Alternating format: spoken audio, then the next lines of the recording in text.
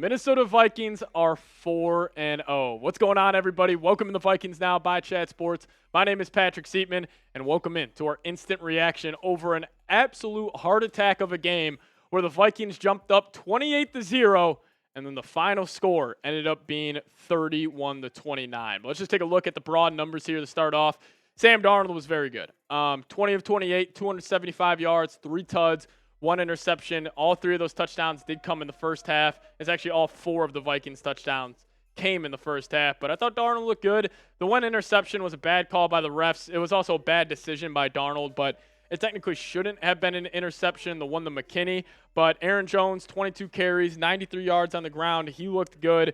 I felt like he was just one cut, one move away from absolutely breaking a massive touchdown run. But I thought he looked good. And then Justin Jefferson. We'll talk about him more here in a second, but he really took over that fourth quarter, and I thought it was just great play calling, great feel for the game by O'Connell, trying to find 18 to football later on in that game. But Jordan Love filled up the stat sheet. I mean, almost 400 yards, 4 touchdowns, but he did have those 3 interceptions. And then Jacobs, 9 carries, 51 yards on the ground, and then Jaden Reed killed the Vikings. 7 receptions, 139 yards. But hey, if you guys are hyped about this win, we'll dive into more of the game here in a second, but hit that thumbs up icon. The Minnesota Vikings are 4-0. I don't care if it was ugly. I don't care how we looked in that second half. The goal was to head in the Lambeau and to get a victory, and that's what the Vikings did. They're 4-0. If you're fired up about this win, hit that thumbs up icon. Let's see if we can get the 500 likes on today's show. But how do the broad numbers look here? So total yards, favor of the Packers. First down, favor of the Packers. Third down conversion, Vikings slightly. Penalties, Vikings won that. And time of possession, Vikings won that. Now, I think the yards are going to look a little skewed here as the Packers were fighting an uphill battle for most of that game. As, you know, obviously to get down 28-0, they're going to be a lot more aggressive. But I did feel like the Vikings defense, they lost a little bit of their swagger, a little bit of their mantra there in the second half as, you know, Flores did get pretty conservative, and then when he did bring heat, Jordan Love was able to make plays happen. But, you know, overall, I thought it was a great game. And, you know, the Vikings offense, we can start off with them getting most of the love here, and the quarterback. You know, Darnold, he had that one fumble as well, so, you know, turnovers, still an issue. But we knew that about Darnold coming into this year. Is always came down to Kevin O'Connell kind of sandpaper the, you know, mistakes in his game and just that, you know, nature of him just wanting to give the ball to the team. Can he, you know, fix that? And I thought for the most part, he has done that. And, you know, today in the first half, he was damn near perfect.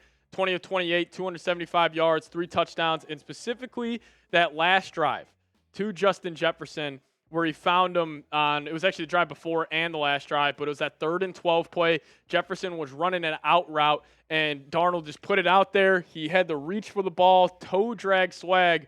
It was a massive, massive, massive play from number 18, and his stats look like this: 6 receptions, 85 yards, 1 touchdown for Jefferson today. I really, you know, I talk about the 18 effect so much on this show where, you know, if he's getting one-on-one looks, you get him the football. It's simple. But if the other team, if they're showing safety help, if they're rolling the coverage his way, like, he can open up other spots for other players. And that's why we saw a guy like Jordan Addison get so involved in the first half. And Addison, he had a good day as well. He also had a touchdown on the ground where Kevin O'Connell gave him a little jet sweep. He put his foot in the dirt, was able to make a man miss. Found the end zone that way as well. But I thought the route he had on his touchdown was beautiful. He was running like a little, it was almost like a stop and go where he turned back to the football, got behind the defense. Darnold gave it to him right in stride. He was able to get 3 receptions, 72 yards, and a touchdown on the day. He looked good. The offense was clicking. But again, in the second half, I think most of those issues, you know, penalties, like miscommunications, like when Darnold and Aaron Jones, like, you know, they had that one handoff on the goal in the red zone where they were just on a different page. Like, I think Jones thought it was a pitch. Darnold thought he was handing the ball off to him. And it just didn't look good to end that game. But I still felt like the Vikings offense was able to play with a lot of confidence. They played free. Yes, in that second half, they didn't look good. But, you know, for all, I know there's going to be a lot of people, and I already saw it in the live chat, where it's like this, you know, this win felt like a loss. This is not the Patriots who we went and beat on the road.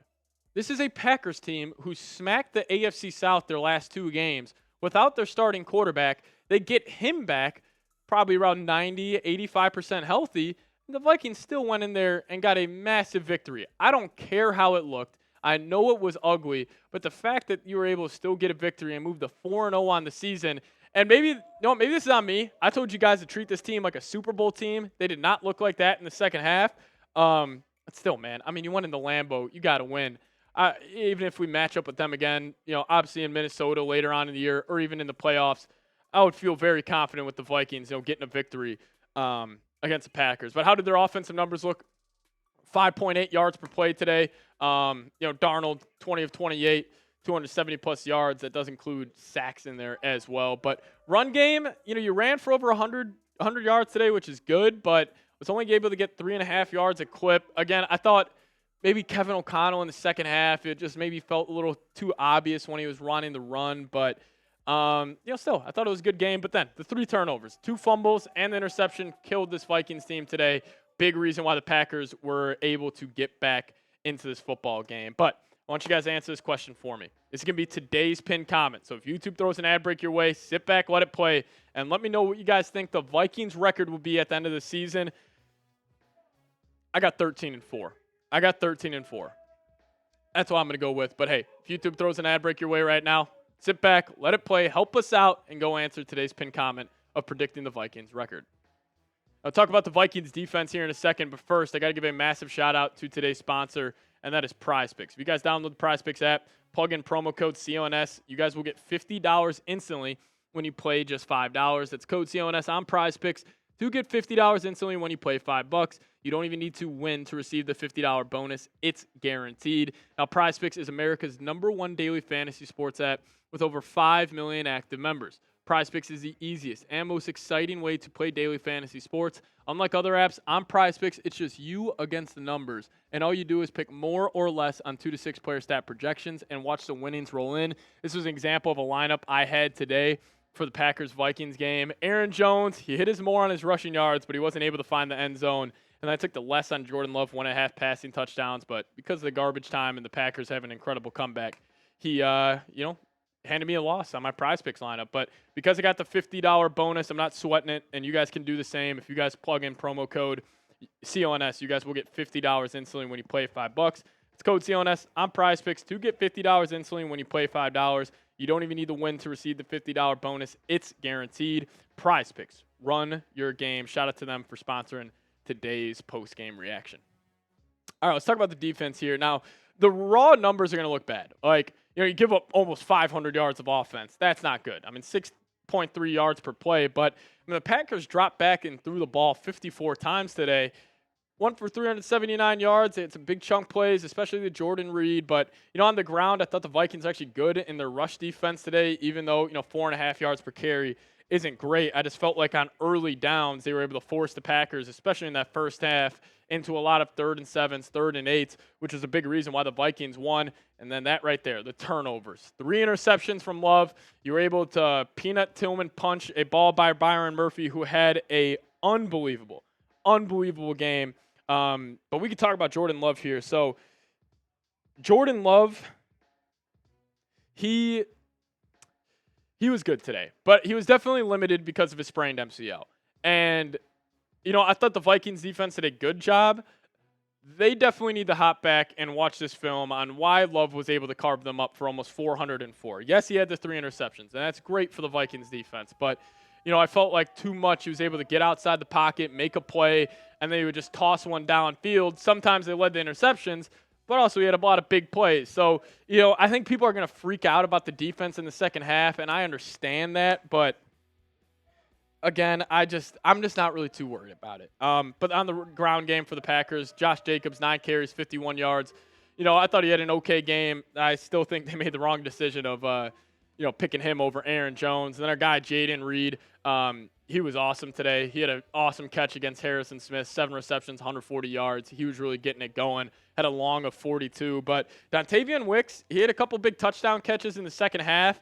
He did leave a lot on the table for Jordan Love. And, drops were an issue for this Packers receiving core. And I just think it's so funny when we were talking about who is the best receiving core in the NFL. A lot of people, or in the NFC North, a lot of people led with the Packers just because they had 4 monsters. But they don't have a guy. Like Wicks, Jaden Reed, those are great 2s. They don't have a 1. And I think Jordan Addison, Justin Jefferson, obviously, would be the best receiver on their team. But, kind of to conclude my thoughts here, I thought it was a great win. A win's a win. Don't freak out. I think the Vikings will only get better from this, and I think this will kind of add a sense of urgency, following a 4-0 start, which is a beautiful, beautiful spot to be in. But if you guys made it to the end of today's show, give me a skull down below in the comments section. I would appreciate it to see where all the real ones are at. But the Vikings win 31-29 in a big time win. So if you guys made it to the end, give me a skull. And also, I'm on Twitter right there at Pat Sieps. Give me a follow over there. I'll give you guys a follow right back. But thank you guys so much for watching today's show. See you guys next time. Skull Vikes.